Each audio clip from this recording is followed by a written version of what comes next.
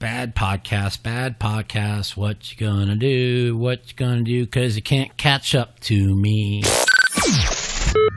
I'm really fucked up today.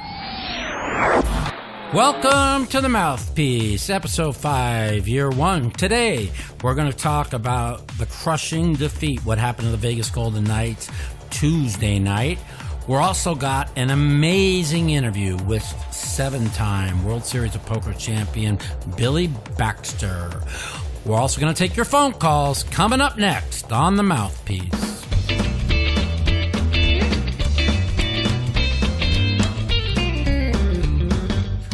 Welcome to the Mouthpiece, episode 5. Today, we're going to talk about current affairs. We're going to talk about sports, hockey, the devastating loss we took on Tuesday night. God, I don't know really where to start. Me, along with many of you out there in the poker world, are pretty vested in the Golden Knights. I have not actual season tickets, but I go to many games with my friend who does, so I go to many games. I did have season tickets, but because I have no money no more, I don't have no more. But anyways, so I'm pretty vested in them. I go to as many games as I can, watch every game on TV. I became a hockey fan. It kind of reminds me of when I was 18 years old.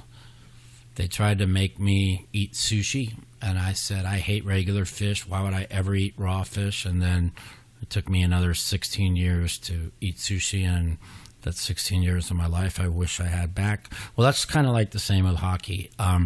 As you all know, I was a sick, degenerate sports bettor, football, basketball, baseball, whatever. I watched hockey when the playoffs were coming around because I thought they were exciting to watch, but I didn't have any idea what I was watching. I didn't know any of the rules. I didn't know what offsides was. I didn't know what constituted a penalty.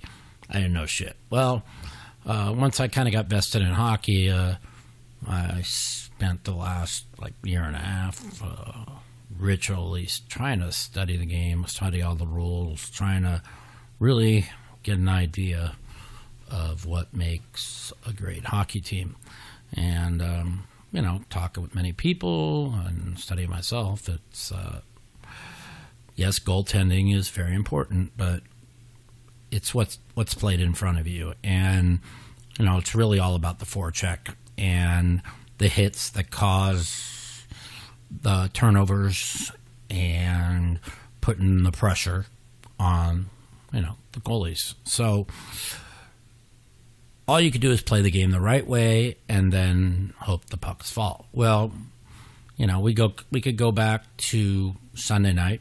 I was at the game when we were up 3-2, and there was a game in which we played right. I mean, we outshot them 58-28. The entire game was played in their offensive zone, and I did not think at any point in that game that we were ever going to lose, ever. Matter of fact, just to give you an idea of when a team is dominating so much, we looked at the line going into the first overtime in Game 6, and they had Vegas $1.70. That's how much they were dominating that game. San Jose then plays a great first overtime, and the line was $1.40 in the second overtime. And it was just so amazing that Vegas outshot the Sharks 8-1, and we turn the puck over. They get the shorthanded goal, and then the next thing we know, we're at Game 7, and which we're going to talk about. So after that game, me and my good friend Ben, we kind of sat there in disbelief. We didn't really leave the arena until the usher says, "Hey, you guys got to go." So that's when we left, and we're still hard walking out. There's still thousands of people in the hallway. They were all kind of in shock.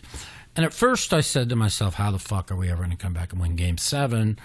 Losing a game like this is just devastating, Then when I got home, I listened to the interviews, and I heard Derek England say that every time he's ever played defense in the other team's offensive zone and having to stop 59 shots or whatever, that he was twice as tired the next day than he would be from a normal game. And the fact that they only had 5 defensemen, San Jose, instead of 6, that could factor into the game. So then I said to myself, well, if they could put Game 6 behind him and show up in San Jose and what he says is the truth, I think we got a good shot to win. And I actually convinced myself that we were going to probably win Game 7. So, you all watched it. If you didn't watch it, you really need to go back and watch it, because it's like a instant classic / blow up / meltdown / incredible comeback to tie the game, incredible overtime. But I'm sure most of y'all out there watched it. But going to the game, the Vegas Golden Knights came out kind of undisciplined again, and they found themselves in the box 3 times in the first 8 minutes, and they look crisp. I mean, their penalty kill was awesome, but I kept saying, if you get going in the box, it's going to come back to haunt you, because that's what it does. Or, bottom line is, you got to forecheck, get good goaltending, and stay the fuck out of the box. But you could see right away Fleury was sharp. I mean, he'd been good the whole series, and except for maybe Game 1, but even as good as he was in Game 6, he wasn't sharp. And I knew right away he was sharp yesterday. And I texted my friend Ben, I texted my brother, I just said, Fleury is sharp. We're going to be tough to beat. And we were down 11-2 shots on goal, basically because they were on the penalty for 6 minutes. And then we score a goal on the third shot. And now we're up 1-0. Takes the air out of the building. And except for the fact that we were in the box the entire first period, we ended up being in the box one more time. So we're in the box for, it was like 1 minute more of the first period, another 50 seconds in the second period. So we were in the box for 7 minutes of the 20 minutes, and we had a 1-0 lead. So I saw that as a really big positive. I noticed that once we got 5-on-5, our forechecks were great. Our back checks were great. The pressure we were putting on them, the turnovers, it just seemed like we were 2 steps faster. And we start watching the second period, and it's so funny. I told my girlfriend, I'm like, we're about ready to score another goal. And the second I said it, I mean, it was no more than 1.5 seconds after I said it, we got the puck, and the puck went in, and we're up 2-0. And I'm not going to lie, I said this game's over. I mean, Fleury just looks fantastic. And then, that period it ends. We're up 2-0. And the Sharks really never had that many chances to score outside of those 3 power plays in the first period that Fleury was amazing. Now, he made a lot of great saves, but there wasn't that many scoring opportunities. When we got up 3-0 in the third, I mean, the game was over. The other team their legs looked dead from Game 6. They had no energy. It looked like Fleury was unstoppable.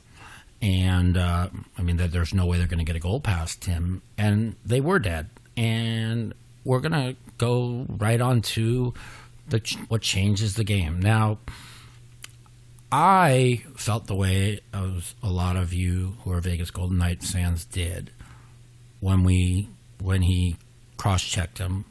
I didn't think it was even a cross-check, but based on what the rules are, technically it is a cross-check. But if Pavelski doesn't fall over Stastny, who was racing for the puck, Pavelski would have just fallen backwards on his butt. There would have been no penalty called, and the game would have been over, okay? But the fact that the referees never saw the play, and they see blood coming out of his mouth, And Joe Thornton comes on and is yelling, "That's five, that's five, that's five." And the referees had no clue what was going on.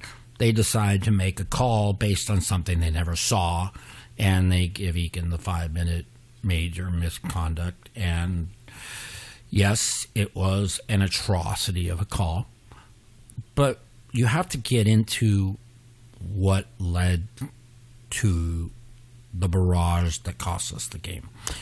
When Pavelski fell to the ice, I was shaking for the guy, and I'm not no San Jose Sharks fan. I was worried the guy might have been dead. I mean, he hit head first. He wasn't moving. There was blood coming out of his mouth, and he landed on his head, so blood's coming out of his mouth. He's out cold. You have to understand that Pavelski's very well liked by everybody in hockey. They know he plays the game right. He's one of the he is the best player on the Sharks team.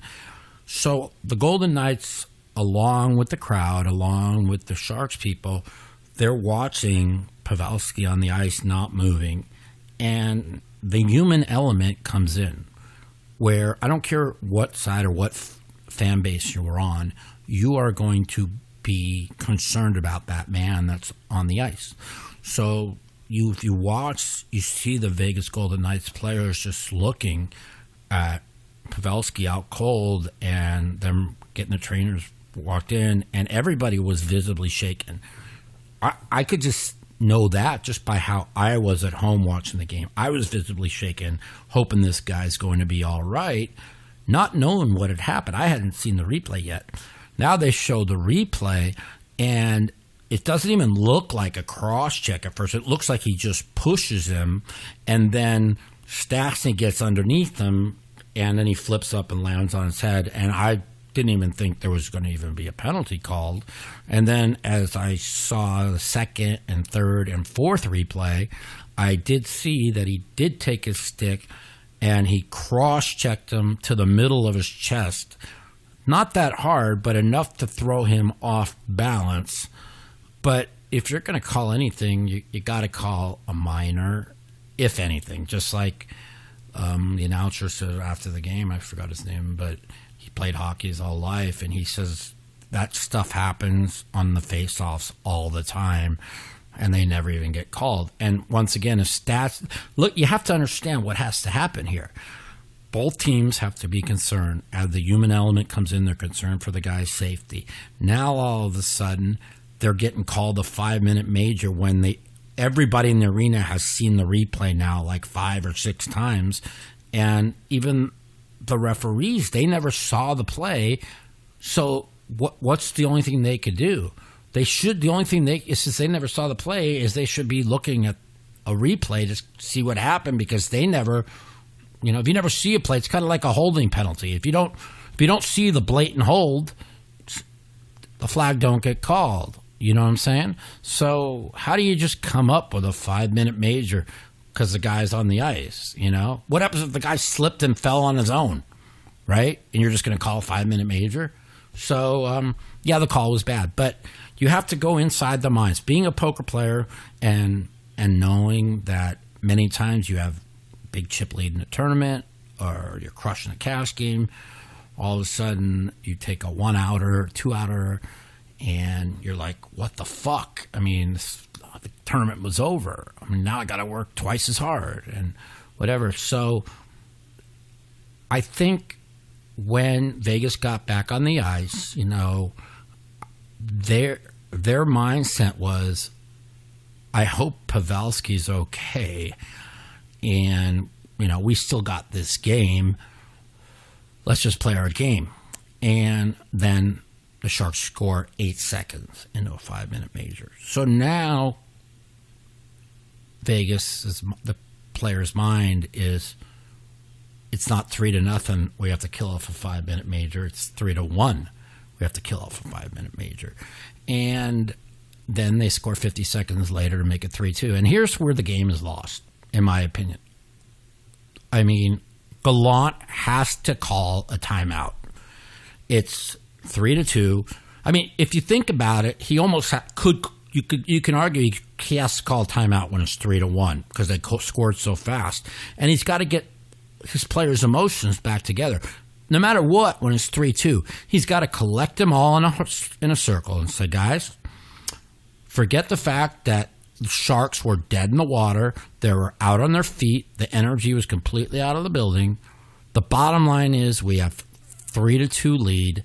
We killed off power plays all series long. They can't score on the power play. Get everybody together. Explain to them all. We still got the lead. Get in there and just play like everything's on the line. Kill this power play, and we're going back home to play Colorado. Instead, not only does he not call timeout there, he lets them tie the game at 3. Not only does he not call timeout there, he lets them take a 4-3 lead. Now, I thought he had called timeout when it was 3-3, but that was a TV timeout. He called timeout when they were down 4-3 to set up the 6-on-4, 5-on-4 power play, 6-on-4 for the 17 seconds. That's when he called timeout. This was what cost us the game. Okay, when it first happened, I was blaming all the referees, just like all the Saints fans blame the referees. But the bottom line is that game went to overtime. The Saints got the ball first. Brees threw an interception. We got the game to overtime. It's game on from there. You were the better team for 50 minutes. You got to go out and take that game. And they didn't. They played well in overtime. It was pretty close to even, but if you really, really look hard, you're going to see that the Sharks were definitely the better team in overtime. I mean, Fleury made 5 saves in overtime that I don't know if any goaltender in the league could have made. And the 6-1 was just a great move and play, and that was game over. But, I mean, so many saves. Fleury, the team, I'll give the team credit. They collected themselves. They came out in overtime.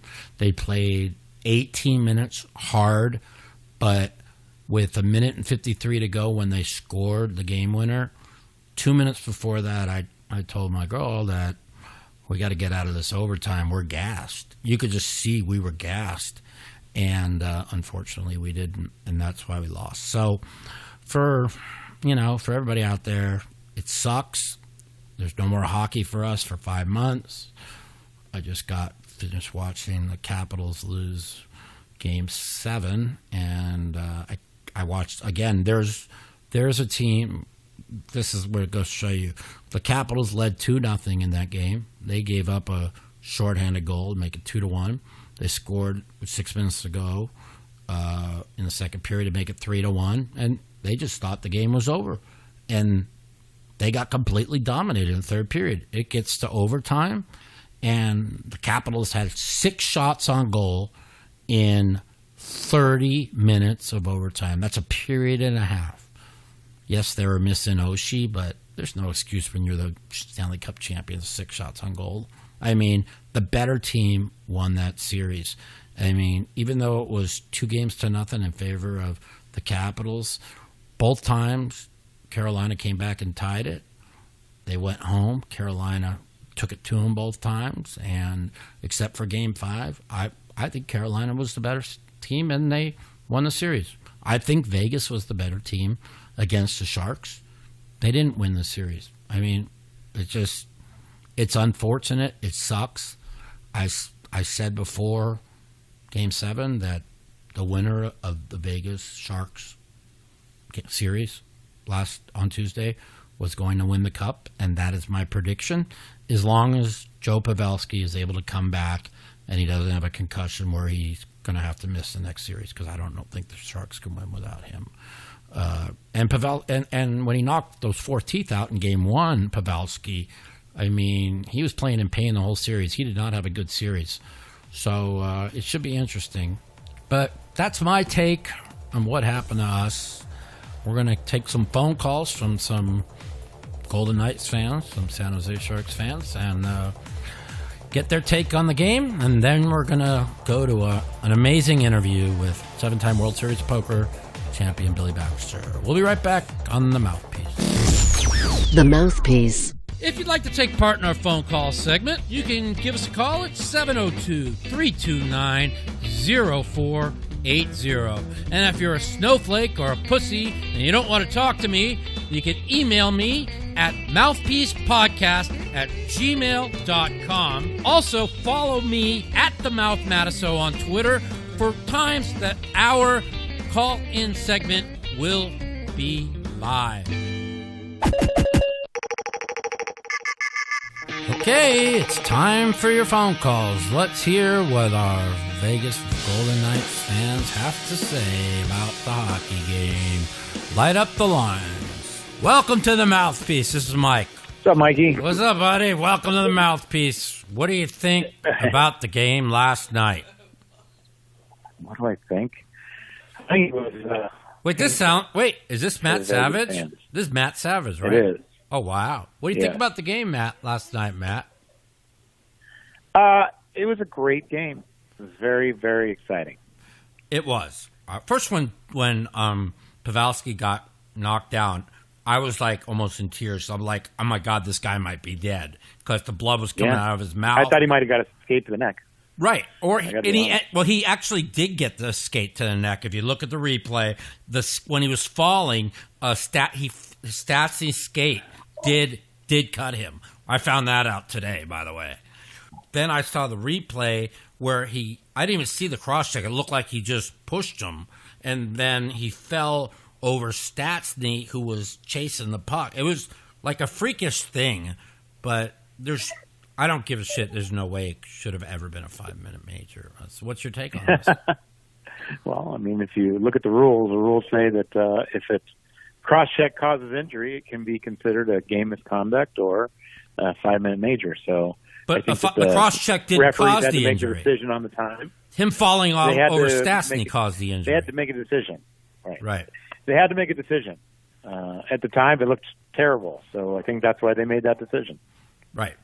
I think not only were the fans and the Sharks in shock, but I think all the players on the Golden Knights were like really worried for him. You know what I'm saying? And then they get assessed this 5-minute penalty in which they had already seen the replay 3 times and saw that he accidentally fell over Stastny. And so now they're aggravated, like, this is terrible. And when they get the goal in the first 8 seconds, I think we lose the game because our coach did not call timeout to regroup the team. Yeah, I mean, that makes some sense. But again, I think it's one of those things where everybody's a little bit freaked out, like you said. And, they obviously should have never given up 4 goals in 5 minutes. No. I think that's the bottom line. That's the bottom line. They lost the game. And, yeah. And it's when they came back and tied it, it was screaming because it was just so awesome. It just wasn't meant to be. I mean, the Vegas was up 3-1. I think the series should have been 2-2. Then they go and steal Game 6, in which we dominated. So I thought it was sitting 3-3 where I thought it should have been. I felt that for 50 minutes and 22 seconds, it was the most complete game in Vegas Golden Knight history. I thought for 10 minutes and 22 seconds, it was a demolition. It was all that we were 2 steps faster. They looked slower. All our forechecks were perfect. Our back checks were perfect. The goaltending was amazing. And I think the reason why the fans went crazy is that they needed somebody to blame. But when it comes down to it, they got nobody to blame but themselves. That's the way I feel today. And that's a good fan right there. You know. Yeah, everybody's going crazy online. Right. All the right. Golden Knights chat. And I was too. About fire the refs. Yeah, I was too. But it's emotion. That's the difference. And it's the same. It's the same thing with a poker tournament. You've been at many final tables. You've seen teams with big leads. A person with big lead, and he takes a bad beat that would have won him the championship. And the next thing you know, he loses 2-3 hands in a row. The other guy takes the chip lead, and boom, boom, boom, it's over. Okay, and momentum shifts. Many times. Many times. I even said it on Twitter. I felt worse than like when I got knocked out of the main event in 2005. I mean, like literally, I felt worse because I mean, I was so vested with the team, and I just felt we were robbed. But that was my emotions taking the most of me. The bottom line is of the 4 goals they scored, 2 of them, everybody fell apart. It wasn't one person. Everybody just kind of like quit playing, including Fleury. I mean, Fleury, to get 2 of those goals were awful, you know. But the people in front of him quit. Everybody quit diving at pucks, and they gave up 4 goals. I thought it was amazing when we tied it with the 6th attacker. I just didn't know where the emotions in the locker room were going to be, you know. Yeah, it was very, very exciting to watch, and you know, having a bit of interest in both sides, you know, as you know I do, and my wife's sitting right next to me. What a roller coaster, right? It was pretty tense. It's pretty tense. It was, and you know, taking it, you know, from that's why I want to talk to you, and like as a San Jose Sharks fan and a Vegas Golden Knight fan, like I know how I felt watching this game. I couldn't even imagine what you and your family were going through. Like, what was your emotions like when it was 3-0? You were 100% convinced the game was over, right? At that time. Oh, yeah, for sure. Okay. I was sitting there, and then I was screaming when they were scoring because I was happy.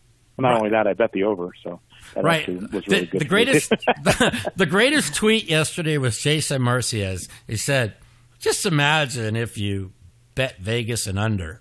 And I just started laughing. That was just a great tweet.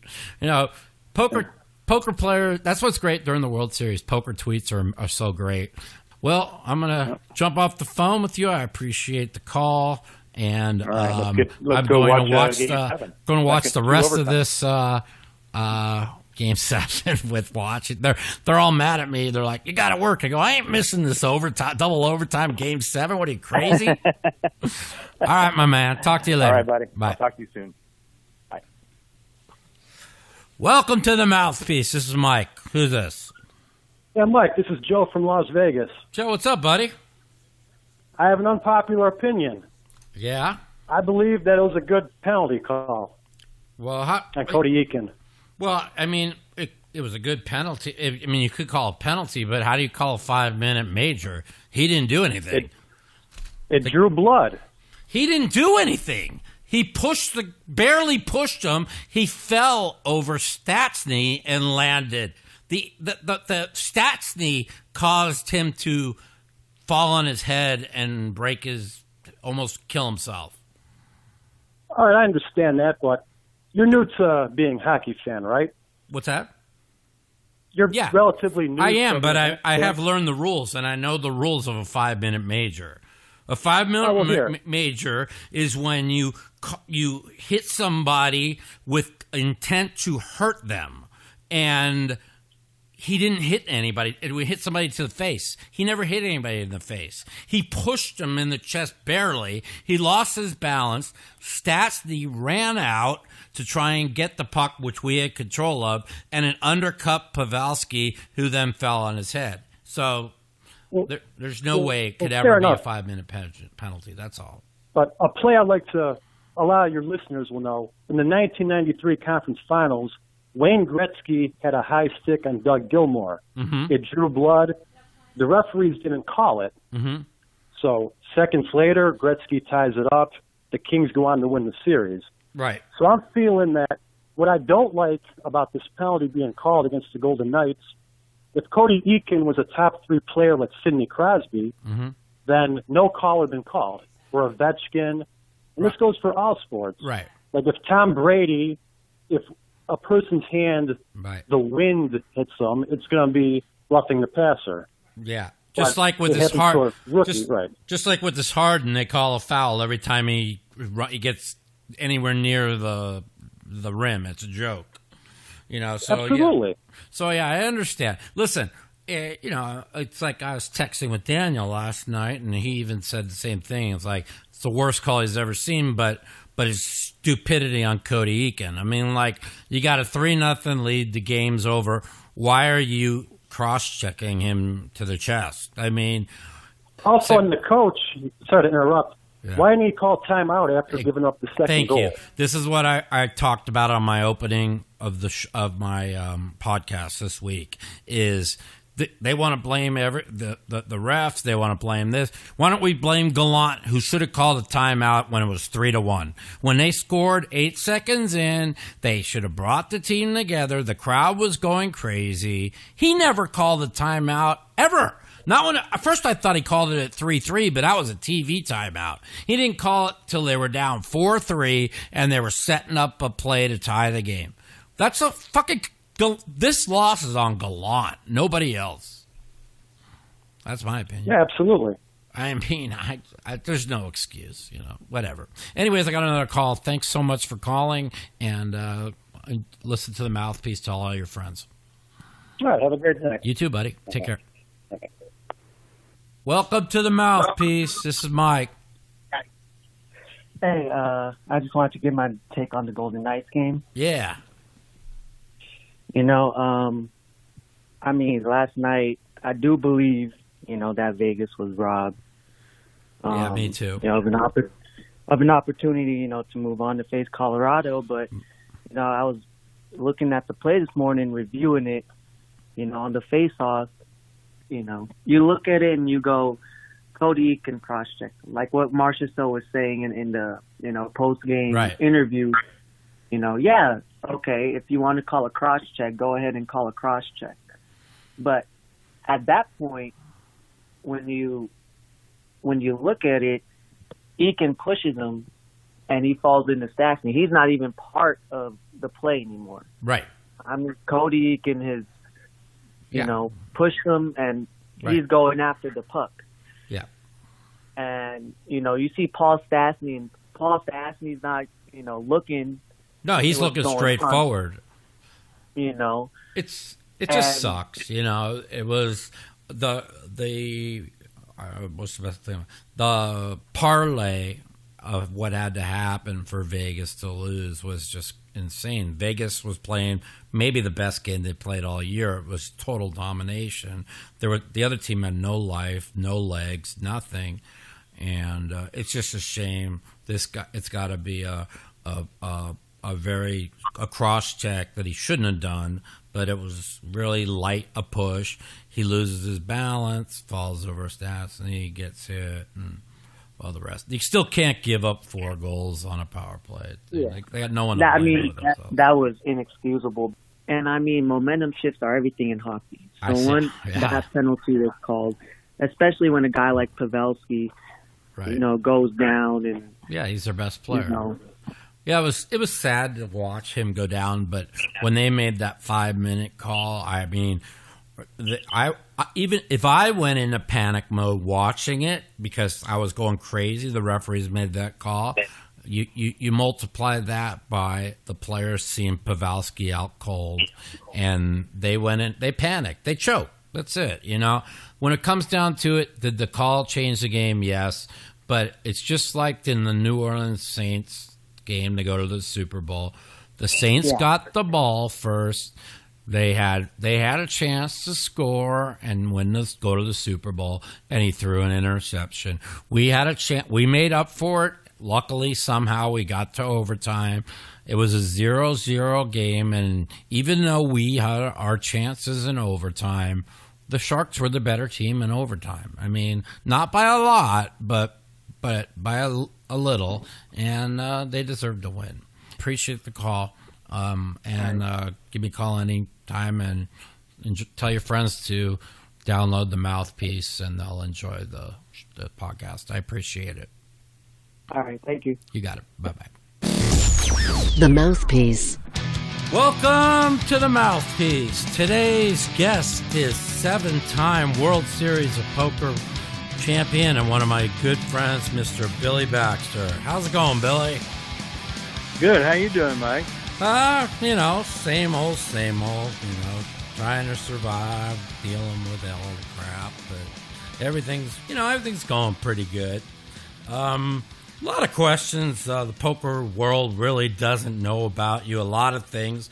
And I think one of the most important things that people in the poker world needs to know is let's talk a little bit about the IRS case that you went and fought for poker players, and how you fought the U.S. government to be able to write off our tournament winnings. Let's start there. How that came about. All right, we can start. That's a good spot as any, I guess, Mike. Yeah. Well, what happened was back when I first moved to Las Vegas, not bragging or anything, but right. The reality was I won a bunch of poker tournaments, like almost back to back. The Deuce to Seven, right. I got here in '75. First year I played, I won it. Next year I come second, and the next year I won it again. So the first 3 years I was here, I come first, second, first. Right. And the year I lost to Bobby Baldwin in the final. Right. But anyway, having said that, the purpose of saying all that was to let you know that I was winning, 200,000, 190,000, this, that, and the other back in that time, and I was paying taxes on right. way over $1 million. Right. And so anyway, I paid my tax, and back then that was the highest tax period there ever was in the United States. Yeah, I know. It was like 50%. Yeah. So I had paid my taxes 50%, and then all of a sudden the government come in on me and they said, this is not earned income. You need to. This should be another 20%. This is just luck. This gambling business. Right. So I talked to my accountant about it, and he says, "Well, you know how the IRS is. If you don't win this case and all, with penalties and interest, you'll be paying them forever. So I recommend you go ahead and pay them the 20%, which meant I was paying 70% tax on all the money, and we'll sue them for a return of the money."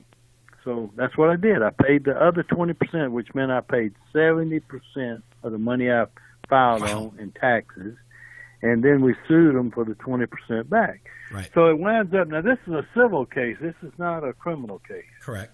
So we wind up going to Reno for the first part of the court hearing. And once again, I didn't have to be there, but I went anyway. And the IRS man got on the stand and told about how, people drop $1 in the slot machine, $1 million falls out. All this gambling is just luck. And, it's like everything. It's just luck. So they should have to pay, it's called passive income. You should have to pay an extra 20%. So Mr. Baxter owes us money.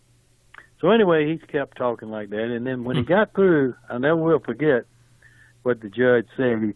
He said, "Well, Mr. So-and-so, whatever his name was," he says, "I have to tell you this. I find your argument to be ludicrous."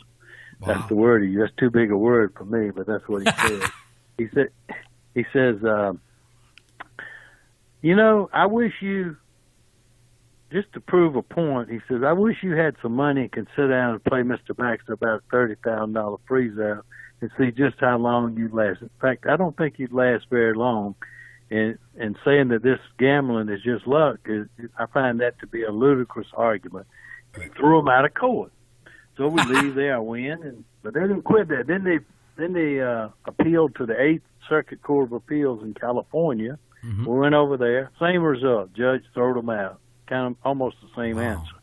So now they threaten me with, well, we're going to go to the United States Supreme Court unless you want to make some kind. I said, well, let's go then, because we paid our taxes. I don't owe any more money. Go whatever court you want to go to. So they threatened. They called me back and said, well, you want to settle this for half the money? I said, no, I want to go to that Supreme Court. Well, anyway, they threatened that, but they dropped the case right at the doorsteps of the Supreme Court. And it's in the law books right now. If you ever got anything to do, it's William E. Baxter versus the United States of America. And what that did, it allowed you to deduct your losses, of course, against your winnings, and you were able to have retirement plans and that sort of thing, which before that you weren't able to have. And anyway, that's pretty much the answer. That's what that case was all about. I just wanted to bring that up because I want people to understand in this day and age in poker where they're able to win big poker tournaments and then they end up broke at the end of the year, that they're able to write off those taxes because of you. And I want people to respect that, how hard you fought back then, the U.S. government. So, I'm Speaking really... of fighting, I'll tell you what, they kept my money for 3 years, and the law, and I got paid like, that's when the interest rates were the highest. It was like 8, 12, and 14% those years. Mm-hmm. That's what you had to pay to borrow money at the banks back then. They paid me that kind of interest, and I barely got my money back after 4 years because of lawyer fees and all. So they kept my money for 3 or 4 years, and I got nothing back, but barely got my money back. All right, well, moving on, everybody wants to hear about so many different stories from the old gambling days, and I got a couple of here I'm going to bring up to you if you want to talk about. Let's talk about the gin rummy game at the Las Vegas Country Club with you, Chip, and Doyle. What was that all about? Oh, my goodness. Doyle hates this story. I bet that's why we're bringing it up. It's okay for me to tell it because he knows he can't deny it. Let's hear about it. We would go to the golf course every day and play golf. And incidentally, at that particular time, Doyle and I were partners in some other endeavors and all. Right. We're going to talk about that after if you want to talk about that. So, one of my jobs was to bet against him on the golf course. And because we bet against each other all the time. But anyway, we come off the golf course, and he said, well, let's see how the cards are running today. So anyway, we get out the car. We're going to play 7-card knock rummy. Chip Reese had just come to town. He's over there, and he says, hey, I'll tell you what you do. You take him as a partner. I'll play you one hand and him one hand. And we'll play some 7-card knock rummy. I said, well, all right, let's play. So we start off playing like 2,000 and 4,000 a hand. This is in about 1979, something like that. That's a lot of money back in 1979, by the way. So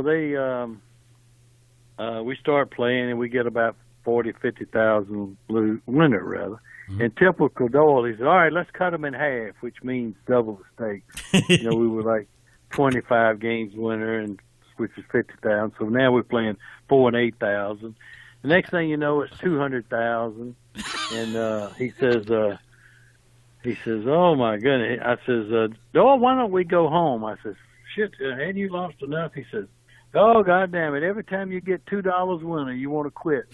So he said, but I tell you one thing, there's no way you two son of bitches could beat me no way in the world unless you were fucking me.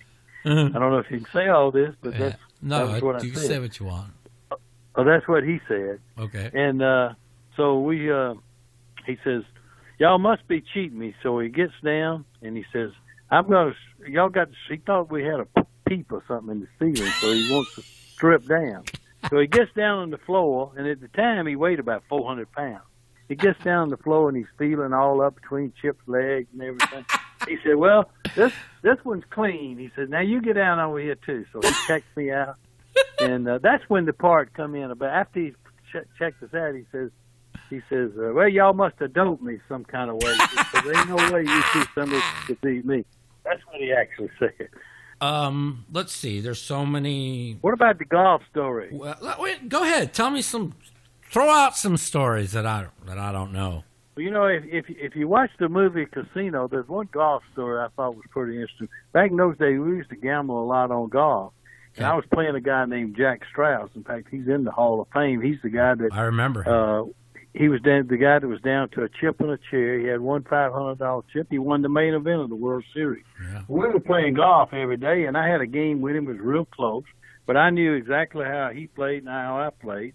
Mm-hmm. And finally, one day they come up they give me an offer of a game that, I just knew I had the nuts. So anyway, we meet at the Sahara's where we play at, and all of a sudden, Tony Spilotro, which I don't know if you know who he is, but he's the guy that was he was played the by Joe Pesci Pesci character in Casino. Yeah, and he was the mob enforcer out of Chicago, but we didn't know who he was at the time. He was just around town, and he's out there. So when I get ready to make his match, everybody said, well, give me a $5,000 mass haul, Billy, and give me 5, and this one 5, and that one 5. And me and Doyle were real close friends. Anyway, he's over on the sideline. He says, all right, I'll bet 5 today, too. But so anyway, Spilotro said that? Boys, let me get a pencil and paper. So I had to get out a pencil and paper in order to write them all down. Right. There was too many bets. So we go out to play, and I wasn't a good golfer, but I could do what I could do. Well, you got a good enough handicap to do what you could do, so it was fair. Right. So anyway, we go out, and on the first hole, I bring back the wood, and I almost whiffed it, and the ball, wiffle ball off out to the right. And anyway, I lose the hole. Next hole, I did the same thing. I wiffle balled it out to the right. It's almost missed. So I knew something was wrong with my club, so I drive back up to the clubhouse. Now, there's 20 golf carts following this match. They all come back up the hill behind me. And anyway, we get up there, and I take my clubs into the pro shop, and he looks at them and said, "Well, Billy, looks like a bunch of woodpeckers have been in your woods. All the weights are gone." So in other words, they had taken the weights out of my clubs. Back in those days, you had like a marble ball in there, and that's what gives you the feel of the club when you're taking it back. So anyway, who took that out? The guys you were betting with, or the... Yeah, they had done that overnight. We always left our clubs in the golf shop. They had taken, and they had took the irons and made the 7-iron like a 4-iron, and pitching wedge like a 6-iron, and they had messed them all up. So they you didn't lost, take no chances, right? And well, wait a minute, no, I had come back up, and when I get up there, I said, well, I come back out. I said, boys, well, I didn't caught you guys with too many cards in your hand. You can't win this spot.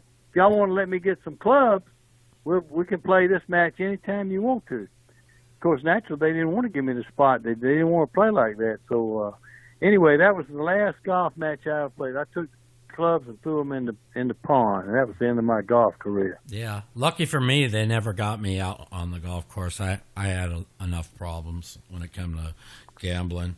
But what about the poker games you used to have with the casino owners? Well, those were the best poker games there ever was. I mean, it's like tell us all about them. It was unbelievable. We had Sid Wyman and Major Riddle, who were the two owners of the Dunes Hotel. That's really how I got into poker. I was really a sports guy. Right. And so anyway, when I get out here, these two guys, both of them in their 70s, they owned the Dunes, which is where the Bellagio is. Mm-hmm. They were partners there. They played $500 ante, 1,002 blind, no limit deuce to 7 every day. Right. And so anyway, the game consisted of those two.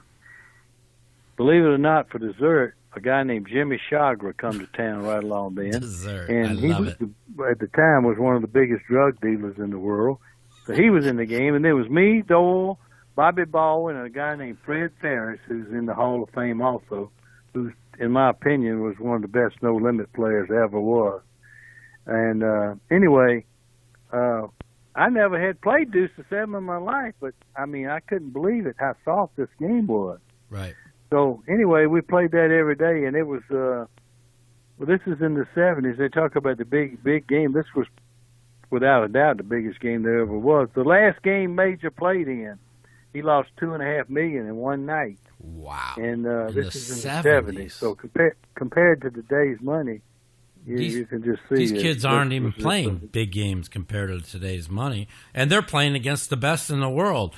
I've always said in poker, poker's about playing against the suckers, not about playing the best in the world. But Right. Well, this was definitely it. There never was a game like this. It was like unbelievable. Now, this is something we're going to go a little bit for poker, but it's another great story you can tell me. After the Leonard Hagler fight, you were on the front page of the RJ. What was that all about?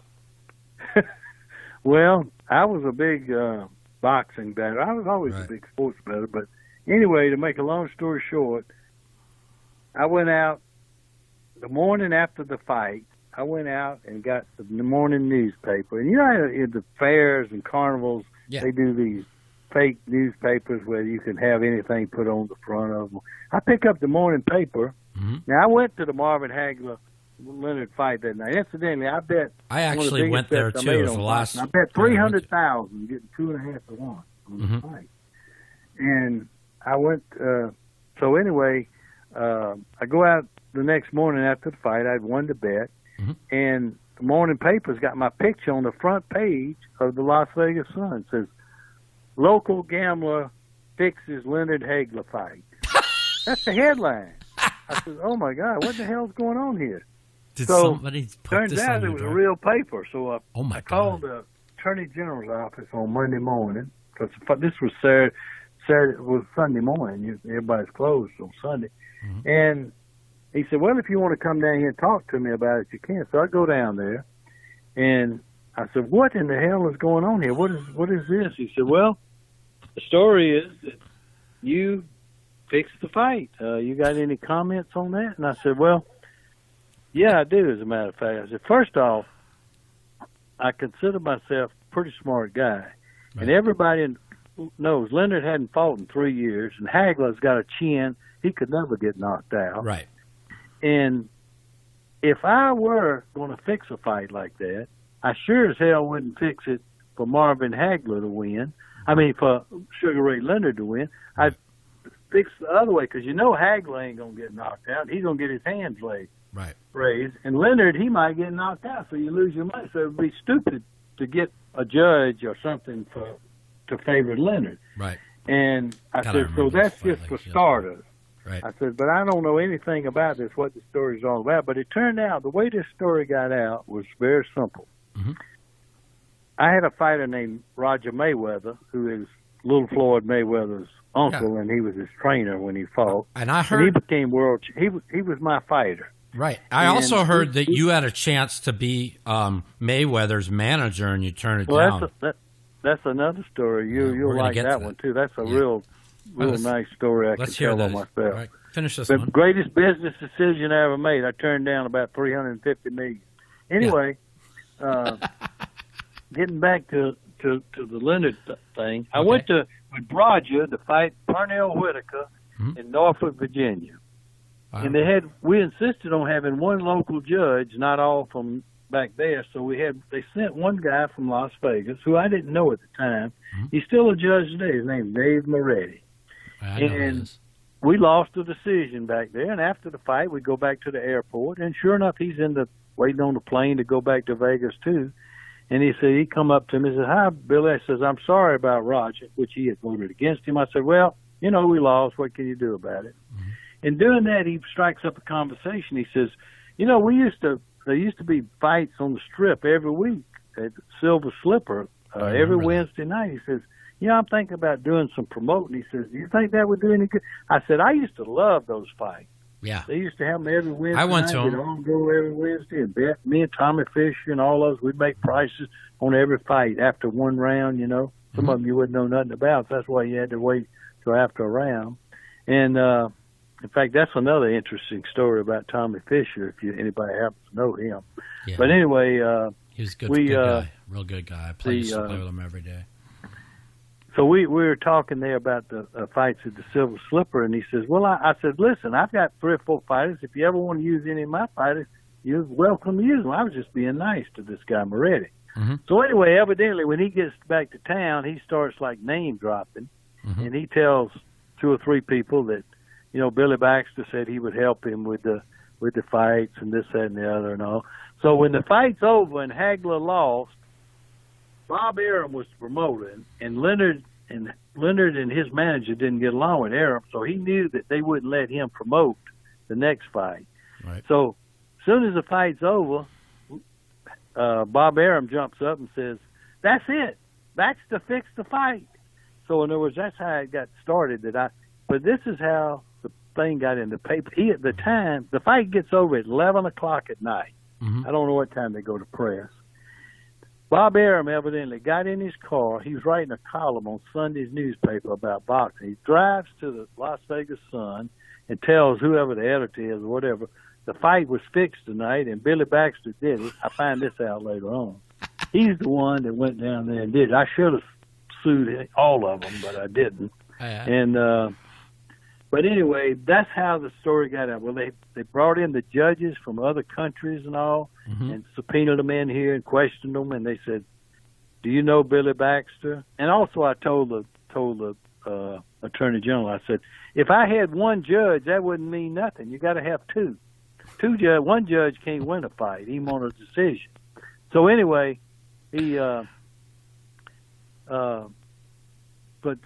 that's how it wound up in the paper. Bob Arum went in there and told the editor that I had fixed the fight. And that's how that story got started. But they called in all these judges from out of the country, and they all said, "I never heard of no Billy Baxter." And so I was cleared. And the reason I didn't sue, I called Brian Greenspun, who owns the papers, and told him that whenever this got resolved, if I didn't get a front page apology or whatever you want to call it, that I would have sued the paper. And when it come out, they gave you a full apology on the front page when they cleared me of that. So what happened that you turned down this Floyd money? Well, here's what happened. I had a fighter named Vernon Fires, who also was world. So you actually managed fighters? Yeah, I had 3 world champions. That's Vernon amazing. Fires is the one that beat Shane Mosley for the title. Oh. And Shane Mosley, everybody knows who he was. Everybody knows who he is. Anyway, Vernon was within 2 years of my contract being over. Mm-hmm. So he got to talking to some people back in Georgia, and they talked to him. They said, "Well, if you can get out of that contract, we can get you a lot more money." So naturally, he's wanting to make more money and all. So he tried to get out of the contract, and we had an arbitration hearing, and the commission let him out of the contract, and which they made him pay me $250,000. Of which my comment to that was, if I've done something wrong, why should he have to give me any money at all? Right. And I don't want to go into the part of why they let him out, because it's very racist. Right. And but so I'm just going to leave that out. But anyway, he gets out of the contract, and so now I finally, about this time, I moved back to Georgia. And I said, "Well, that's it for me. There's no sense in being in the boxing business if you got a fighter and your contract ain't no good after they sign it." So anyway, I'm living in Georgia, and Floyd Mayweather Sr. called me from prison. He was in on a drug charge. Okay. And he said, "Billy," says, "you did such a good job with my brother," meaning Roger Mayweather, when he was a 2-time world champion, incidentally. Right. And I took him from fight 1 all the way through. And he says, "You did such a good job with," he said, "My son is a really good fighter, and he wants to turn pro now. It'd be a really big favor to me if you would manage him for me." And I said, "Floyd, I heard he was a really good fighter, but I'm so disgusted with the boxing business. I'm just going to take a pass." It's a pretty disgusting Make a long story business. short, the manager only gets 33 1/3%, and he made about $1 billion. So I turned down $330 million for nothing. He offered him to me. I didn't have to buy him or nothing. He offered him to me for free. Wow. All the stories. How's that for a bad beat? All the things we've always talked about, and me and you have talked about all kinds of crazy stories. I can't believe I never heard this story. That's pretty mind-boggling. So it's a true story. It can be verified. Let me ask you, going back a little bit to poker. So you've won all your bracelets in lowball events, and you're pretty famous for playing lowball. Do you think that deuce to 7 is too skillful of a game right now, and that's why they don't play it that much? And do you think that we should go back to the unlimited re-entries in the no-limit deuce tournament? Well, there's no doubt about that, because number one, the last year that it's not because of me, because I done got so old, I don't seem like I can win anymore anyway. But it really was a much better tournament, and it gives bad I won players the last unlimited one. In 2008. It gives the bad players a chance to throw off their money, and if you really call yourself a person that's playing money for a living, you should welcome the fact that they have bad players that get broke and want to buy back in. Absolutely. And, on that tournament, what's his name? for sure. David Gray, the last time when he won it, first prize was like $500,000 or something. And but they had the unlimited rebuy, not unlimited, for the first 4 hours. Just for the first, I think it was first 3 or 4 levels, because I won the last. Like I won the last one that had unlimited. And the purpose of that is just to let. I used to play my first buy-in like it was my last money. Me too. Because I believe in the value of, and I'll give you a good example of what happened. One time we was in Reno, Nevada, and at the what they call the Super Bowl of poker. Amarillo Slim used to host it. Right. And they, I'm watching a basketball game too. If you can tell how I get distracted. It's okay. I'm watching anyway, a hockey game while I'm talking to you. So yeah, I am watching it. yeah, I need the favorite. who do you Down need? by 5.5 covering. Ooh, boy. Anyway, we're playing up there. It's a $10,000 buy-in. This is way back in the 80s. And Larry Flint came to the tournament. Mm-hmm. And this will show you just how not very smart a lot of poker players are, and what people really, they think about winning a trophy or this, that, and the other, when they really, the big picture should be about the money. No shit. That's the reason I never played in all the tournaments at the World Series back in the 70s and 80s, because, you know, I was playing low ball all the time, and I didn't want to encourage hold'em, to be honest. Right. So I wouldn't even go down there during the World Series. I never even played in the main event until 1994. Right. Whatever, it might even been 90. Whatever year Stewie won last time was Stewie the first won time I ever played in the World Series. Right. But anyway, the Larry Flint's there.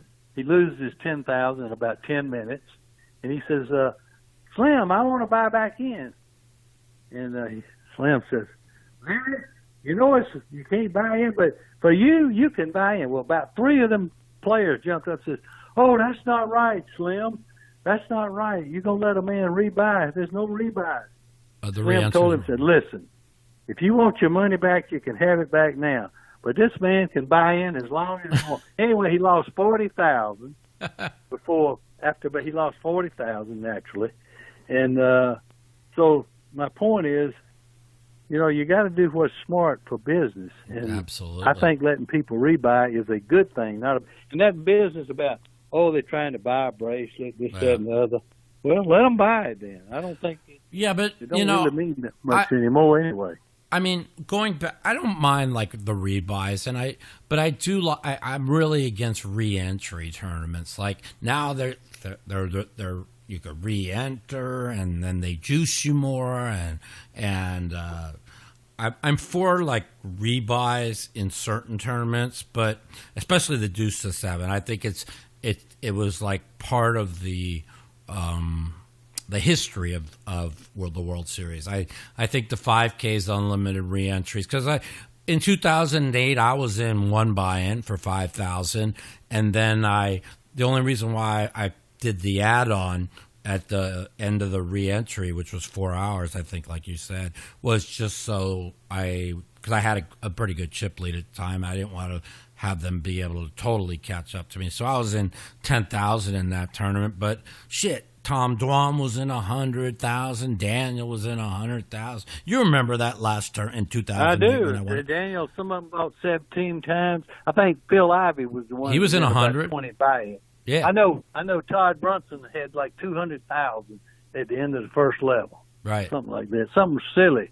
Yeah, I had and the thing is I understand, like with rebuys, if you get that table where somebody's just going all in and rebuying a lot, it gives another person an edge. So I would like to see rebuys put back in the World Series, not re-entries where they get to juice them again. So you go back, they see you're in the tournament, and you rebuy at the cage, but they don't juice you on rebuys, and now you get moved to a different table, and they keep going broke. This way, somebody can't get, like you said, Todd had 200,000 at the first level because Ivy was going crazy, and Ivy just would get his hand moving.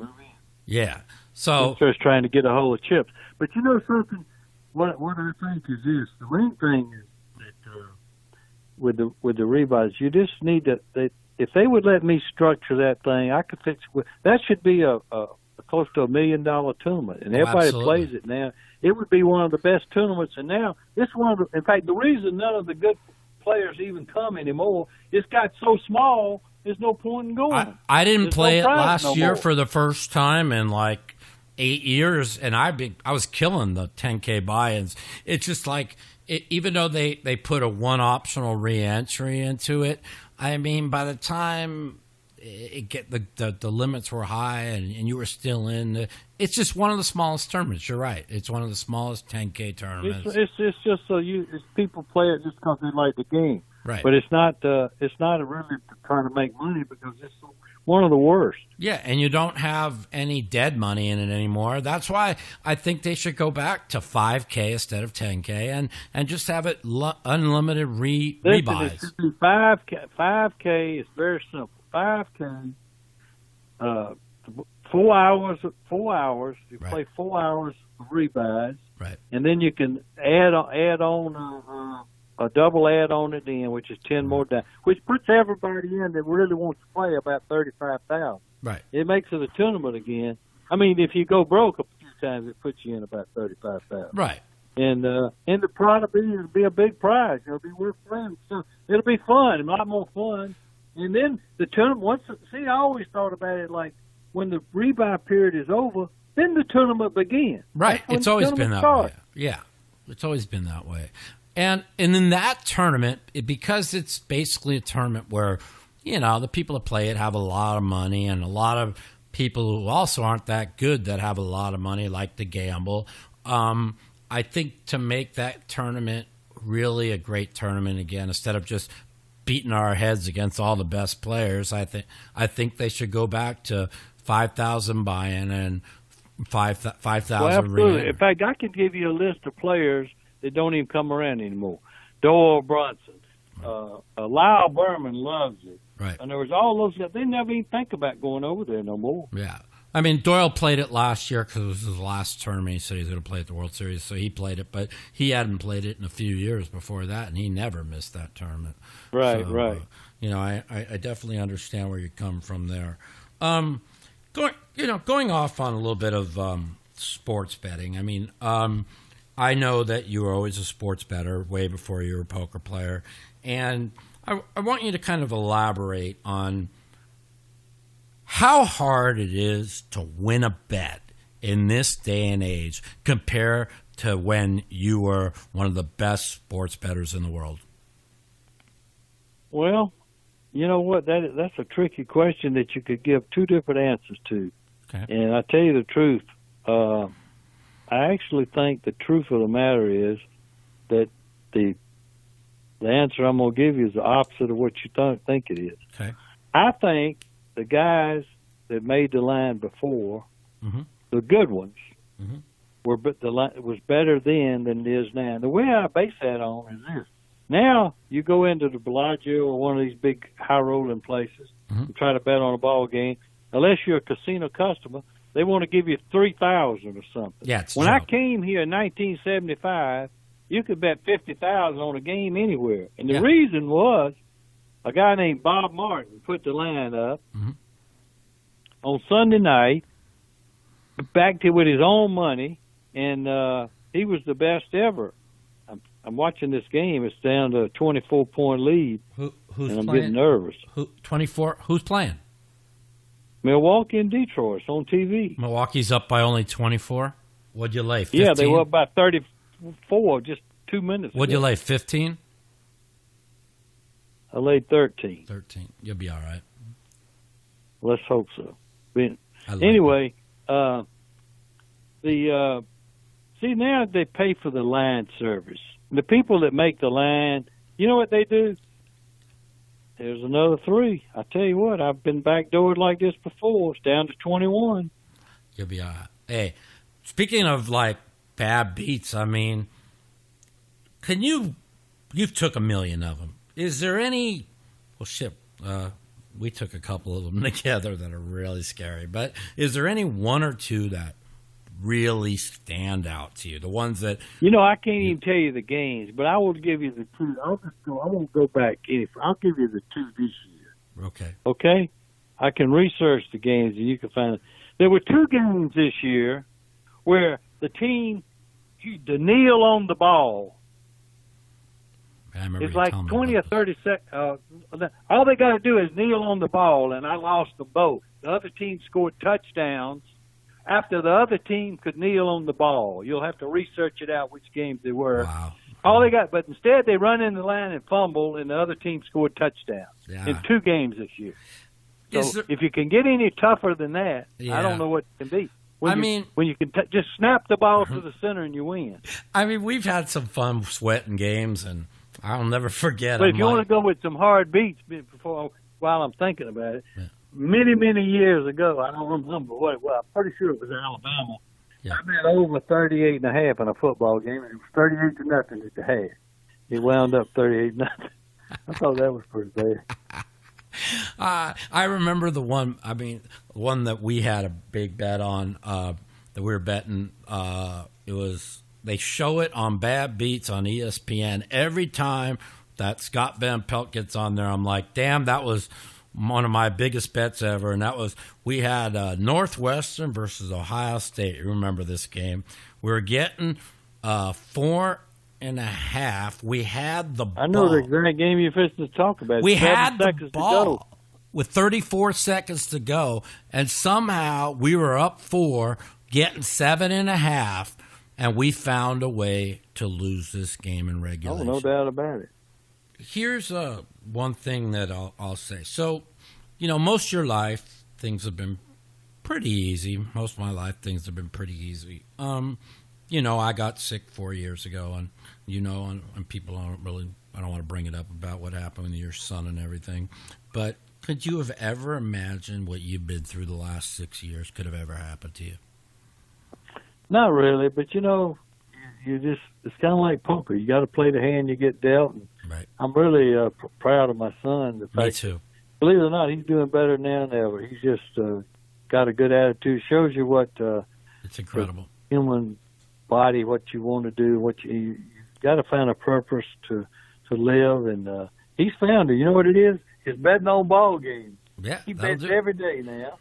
And when you're paralyzed and on your back, lying on your back, that's a pretty good pastime. Yeah, and I don't like to bring up the negatives, because me and Nathan was always good friends, and we had life by the balls, and we partied, we probably did things we shouldn't have done, and who knows? It's sad what happened to him, but he might have been dead if he didn't get paralyzed. You have to take the good out of things. Absolutely. You always have to look at the good things and take the best out of things in life. And I think that's what I try and tell everybody. And, I have a question is like, for the new generation of poker, is there any advice you'd give these younger generation of poker players? Well, one thing I would do is this. I got some good advice when I was very young. Gambling money, I never seen anybody, I've seen a few people, I shouldn't say that, but you can only get to a certain height in gambling. I'm talking about outside gambling, not owning a casino. Correct. And you can only get so tall, so to speak. Right. Where in business, it's unlimited and all. So my suggestion is this. If you're really good at poker and make money, that's fine. That can be, but pay your taxes, which is a good choice, because the reason for that is you can take the money that you're earning and invest it in other things, and you have a chance to get a hold of a lot of money. Right. Just relying on what you win will only get you so far. So I would say, you got to be an all-around person. Make your money gambling. That's fine. But find ways to invest it which will get you some return on your money and some security. That's great advice, because it's one of the biggest mistakes I made. People used to say, Mike, what do you do with all the money you make playing poker? I said, what do you mean, what do I do? I play higher. What do you think I do? And unfortunately, when people got better, and I made a lot of mistakes, and you're good friends with me. You know about all the mistakes I made, and the only thing you can do is learn from them, and that's just great advice to give people. If you make a score, make big money in poker, put a certain amount away that where you could get money working for you, because gambling's always going to be up and down, and it's always pretty tough to deal with. So I'm going to give you a couple of questions. I'm going to read one to you, and then I'm going to play one that somebody called in to ask you about, and you can answer that. Sure. This is from Joey Bayer.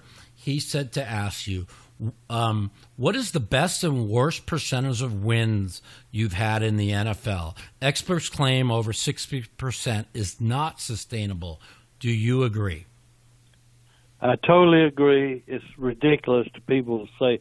I hear these touts that say that, and they pick so much percentage and all. Right. That's ridiculous. Right. I mean, if you can anybody can pick 60%. That's my hat's off to them. God bless you. A tremendous percentage, and I wish I could do that. Right. I try to get by. If I could get 57, 58, which is what I shoot at, and about what I do probably, and I think I'm pretty good with the NFL. Right. I've been doing it all my life, and I'm still playing, so I guess I'm winner to it. Right. But the only losing streaks you ever had was when I started. I know. Yeah. What's that, Mike? I said the only losing streaks you ever had is when I started jumping on. I had hard luck Mike with me. I tell people that. It's like I blame myself for everything. I mean, there was even a time. I mean, like for a while, like I blame myself what happened to Nathan. I'm like, here's my good buddy Billy. Nobody would help me out. My good buddy Billy helps me out. Goes to Bermuda and says, Mike, if I die in the Bermuda Triangle, enjoy it. And then the next thing, 3 days later, the thing happened to Nathan. I'm like, how does this happen? How does the only one of my friends that were there for me, and then his son gets paralyzed in some ridiculous bullshit? I blame myself for being bad luck. So, but I know it wasn't my fault. But I care so much about you and your family. I love your family. I love Julie. I love Nathan. So, I wear my heart on my sleeve, so I take everything personal, So, I know that. That's Thanks, how Mike. that is. But now we're going to play to you one other question, and I haven't heard it yet, so you can answer it after you hear it. Go ahead. All right. Yeah. Hey, Mike. Thanks for taking my call. I got a couple of questions here. For Billy Baxter, one for Billy Baxter. What does he think about the way poker has changed? I remember playing with him at the Diamond Jim Brady tournament at the Bicycle Club when George Hardy owned it in the 80s. And the way poker has changed, it's really not even that enjoyable anymore. But I wanted to ask him about that, and I wanted to ask you, can you comment? Well, poker is like everything else. It evolves to different games, different things, and people have gotten a lot better. I'll put it this way: the people that played when I was young were not as educated. I'll put it that way, That's a good word. As the players of today. You'd be amazed at how smart some of these young kids are. Oh, they're They've great. got a degree in physics from Stanford University, and decide that it's too boring for them. They want to play poker. Yeah. We're talking about some really smart people. Yeah. And they spend hours and hours with their friends. They go out to dinner. They talk 10 hours at night about what they did that day and how they played and all. Yeah. I just always played by the seat of my pants, and most of the players did back in my day. It was like it's just the players are more talented now. They really are. Yeah, they are. And but there is one little element I find that something that's missing, and I'll tell you what I think it is. I don't think the gamblers of today, the tournament players and all, could have played with the good players at the games that they played for real money. I think that the people that they would disagree now that they have the high rollers and all, but I think there's what I call good tournament players and there's good cash players. I agree. And the biggest majority of your players today, they're good. They're good for tournaments, but they're not very good for cash. But that's changing now that they've started. I mean, I think most of these guys in these high rollers are putting up their own money, but I really don't know. I'm not around it that much to really know if they. I'm gonna go out on a limb and say, wrong answer. But there's a lot that put up their own, but there's a lot of shady shit with it. But look, that's for another show. But yeah, it's I'll answer to what Billy says too. I think that there's a lot more talented people, but I do agree. So many of the people playing tournaments now are staked and they got backers. And I mean, if you got to put up your own money, can they really sit down and put 100, 200,000? How many people are really going to sit down with 100, 200,000 in a cash game and be willing to lose it? And nowadays, it seems like the players, most of them tournament players, they have backers, stakers, and there's a lot of people playing their own. Don't get me wrong, but it is a good question. As good as all these people are they good enough or willing to to ante up against anybody in the biggest games, and I'm gonna say agree with you with your answer. Probably not, So, well, this is well. I mean, if I really wanted to give a good answer to that, I could call out some people and just tell you some people that are superstars in the poker world that never won a pot in their whole life when they played for cash. Well, name them. But I wouldn't. I name them. I name them all the time. I wouldn't. But anyway, I'm gonna get off this phone for you know what? You know what I'll always say about you, Billy. And gosh darn it, I don't care what anybody says. You got a heart of gold. I don't believe you can ever steal a quarter from anybody. I think you're one of the more honorable people in poker. I think you're one of the most honorable human beings I've ever met. I think you literally try and help people as much as you can. And honest to God, I'm glad to call you my friend. And I mean that from the bottom of my heart. So I appreciate thanks, you. Mike. It was a pleasure to be on your show, and you caught me during the middle of a ball game. It's so all good. My answers might have been really rambling because I was watching. No, it was great. This is a great interview. The Mouthpiece. I hope you enjoyed episode 5 of The Mouthpiece. Tune in next week. You never know what you're going to hear. The controversies, the calls, the interviews, the greatest podcast around here on The Mouthpiece. The Mouthpiece.